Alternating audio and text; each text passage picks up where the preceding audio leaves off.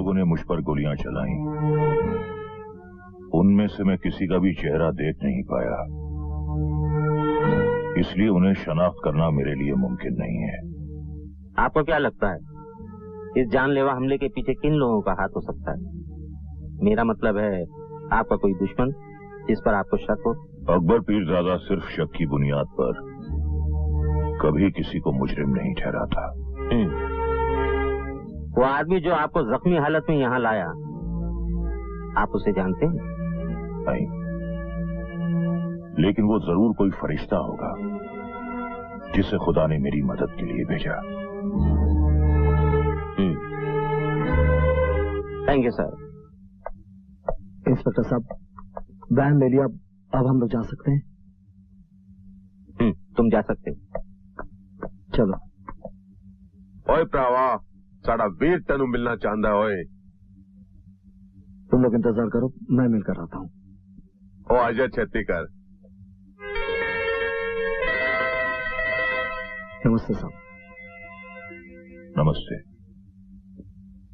Doctor ने बताया कि तुम्हारी वजह से मुझे नई जिंदगी मिली है। मैं तुम्हारा बहुत एहसानमंद हूं। क्या नाम है तुम्हारा? जी, देवराज। लगता है मुंबई में नए आए हो। जी सरकार, नागपुर से आया हूं काम की तलाश में। क्या काम करना चाहते हो? कोई ऐसा काम जिसकी वजह से बेइंतहा दौलत कमा सको।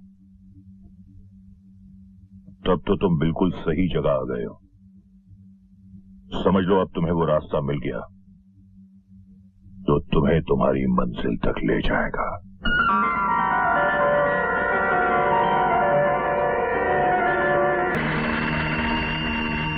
देखते ही देखते कल का छोकरा आज का दादा ठाकुर बन गया।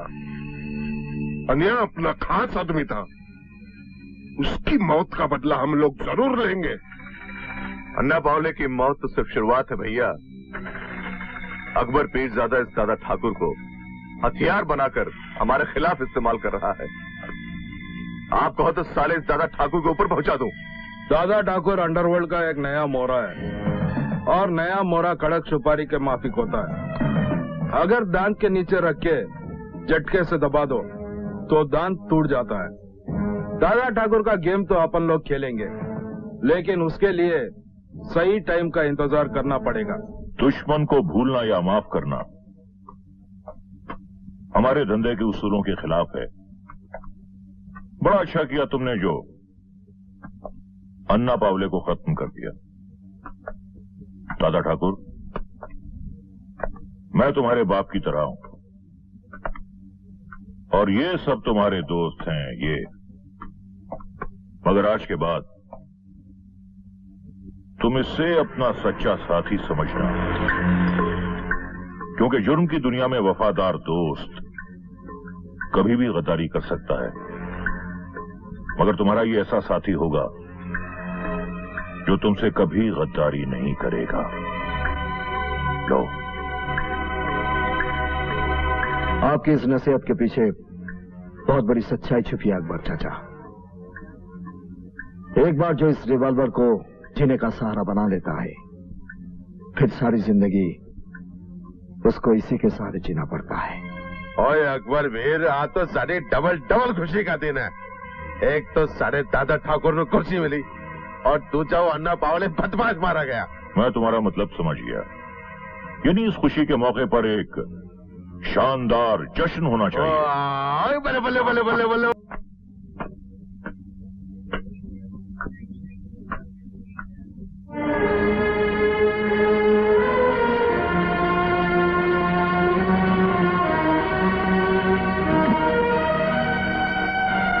मैं जानती हूँ इस वक्त तुम्हारे अंदर तूफान सा उठ रहा होगा। अनगिनत सवाल जहरीले नाग बनकर तुम्हारे दिलो दिमाग को डस रहे होंगे। बिल्कुल ठीक समझा तुमने। देखो रश्मि, हम दोनों एक दूसरे के जीवन साथी बनने वाले हैं, इसलिए मेरा ये जानना बहुत जरूरी है कि उस लड़के के साथ तुम्हारा क्या रिश्ता है। तुम्हारा ये कहना एकदम जायज है। मैं खुद भी तुम्हें अपने बीते हुए कल के बारे में सब कुछ बता देना चाहती हूँ। मेरे भैया, जिन्हें लोग दादा ठाकुर के नाम से जानते हैं, दरअसल वो पहले कांस्टेबल थे। भाभी, भाभी, हेलो भाभी जी। आ रही हूँ, आ रही हूँ। इतना चिल्ला क्यों रहे हो तुम? ये देखो, आपने जो जो सामान कहा था सब लेके आया हूँ। ये लिस्ट है, चेक कर लो। चेक कर लो? मैं अच्छी तरह से जानती हूँ तुम जो भी लाए हो बिल्कुल सही लाए हो। वो तो है भाभी जी। गुड मॉर्निंग देवराज भैया। अरे गुड मॉर्निंग सर। अरे ये क्या देवराज भैया, आप में आत्मसम्मान नाम की कोई चीज है या नहीं? क्या मतलब? मतलब ये है कि आप एक सरकारी नौकर हैं और आपको हमारे घर का कामकाज करना शोभा नहीं देता। सुन लो भाभी, इनके घर का मतलब ये घर हमारा है ही नहीं। कौन कहता है कि ये घर तेरा नहीं है? अरे बाबा, मैं तो तुझे अपने परिवार का एक सदस्य समझती हूँ। सुन लिया मिस्टर इंदर, भाभी की इस बात का कोई जवाब है आपके पास? अरे ये हवलदार अगर अपने ही घर का काम काज करे तो इसमें बुराई क्या है? समझ गया ना? आप लोगों से कोई जीत तो सकता नहीं। अच्छा भाभी, मैं चलता हूँ। हेलो, आप कौन सा बोल रहे हैं? एमएलए साहब, आप 1 मिनट होल्ड कीजिए, मैं साहब को बुलाता हूँ। 1 मिनट। किसका फोन है देवराज? साहब, एमएलए साहब का फोन है। हेलो, नमस्ते एमएलए साहब, नमस्कार। रोशनलाल बिल्डर के मर्डर केस में जो आदमी गिरफ्तार हुआ है वो आपका आदमी है? अरे नो प्रॉब्लम सर, वो छूट जाएगा। अरे नहीं सर, इसमें धन्यवाद की क्या बात है। It's a matter of give and take. आपने मेरा प्रमोशन करवा के मुझे एसपी बनाया, तो क्या मैं आपके लिए एक छोटा सा काम नहीं कर सकता हूँ? सर आप बेफिक्र रहिए, आपके आदमी को कुछ नहीं होगा। Okay sir, thank you sir, thank you. Devraj, yes man साहब को डॉक्टर के पास जाना है, तुम उनके साथ जाओ और चेकअप करवाने के बाद उन्हें घर पहुंचा के तुम पुलिस स्टेशन आ जाना। ओके? Yes sir. अच्छा, तुमने पढ़ाई भी कंप्लीट कर दी है, तो अब आगे क्या करने का इरादा है तुम्हारा? पिताजी चाहते हैं कि मैं आईपीएस करूं, लेकिन मुझे आईपीएस बनने का कोई शौक नहीं है। तो फिर क्या करोगे? मैं एमबीए करके खुद का बिजनेस स्टार्ट करना चाहता हूँ। I want to become a big businessman too. Idea तो बहुत अच्छा है तुम्हारा।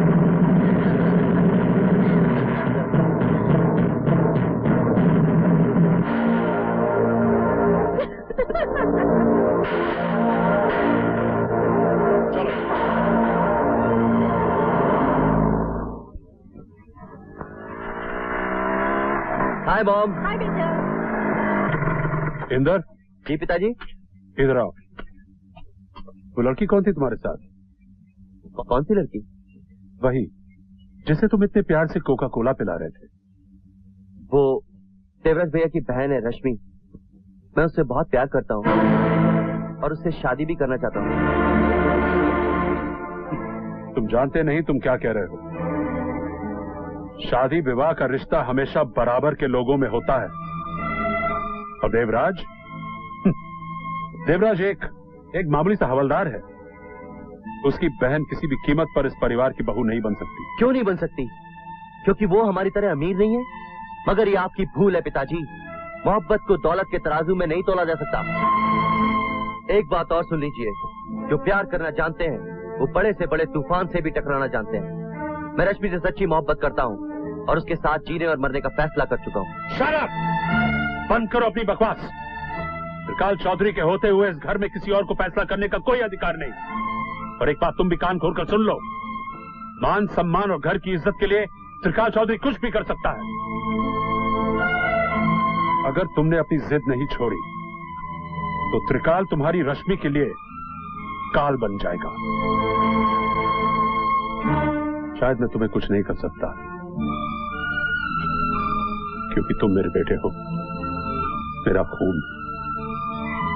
मगर अपने खून को बर्बादी के रास्ते से बचाने के लिए देवराज की बहन का खून बहाने में मुझे कोई दुख नहीं होगा। मार डालूंगा मैं उसे।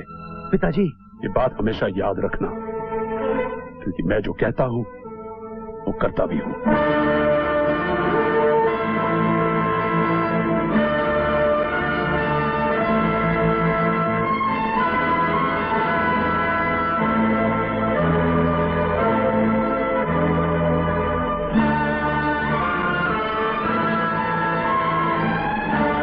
सोच रहा है बेटे? बेटे, तेरे पिताजी बहुत ही जिद्दी किस्म के इंसान हैं। अगर तुझे रश्मि की जिंदगी चाहिए तो उसे भूल जा बेटे, भूल जा। माँ तुम भी? बेटे मैं तेरे प्यार की दुश्मन नहीं हूँ, लेकिन मैं जानती हूँ तेरे पिताजी जो कहते हैं वो करके रहते हैं। उनका वादा औलाद की तरह मजबूत और वक्त की तरह अटल होता है बेटे, जो ना कभी टूटता है ना बदलता है। बेटे अगर तुझे रश्मि का जीवन चाहिए तो तुझे अपनी मोहब्बत कुर्बान करनी ही होगी।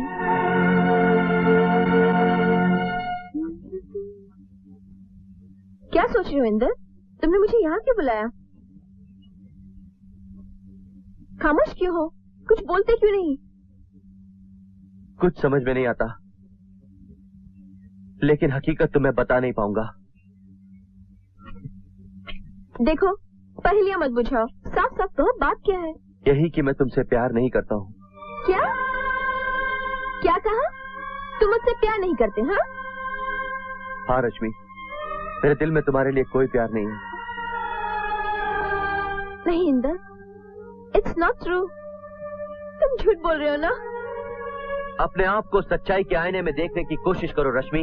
मेरे सामने तुम्हारी हैसियत, तुम्हारी औकात क्या है? तुम एक मामूली से हवलदार की बहन हो और मैं अपने करोड़पति माँ बाप का एक लौता बेटा हूँ। मेरा तुम्हारा कोई मेल नहीं है। तो फिर वो सब प्यार की बातें, साथ जीने मरने की कस्में, सब झूठ था, सिर्फ एक नाटक था। और नहीं तो क्या, देखा जाए तो जिंदगी खुद एक नाटक है। दरअसल मैं अपने आप को आजमा रहा था। मैं देखना चाहता था कि एक खूबसूरत लड़की को अपने प्यार में दीवाना बनाने के मुझ में गट्स है या नहीं। ये तुमने ठीक नहीं किया इंदर। मेरा दिल कोई खिलौना नहीं था जिसके साथ तुमने खेला और तोड़ दिया।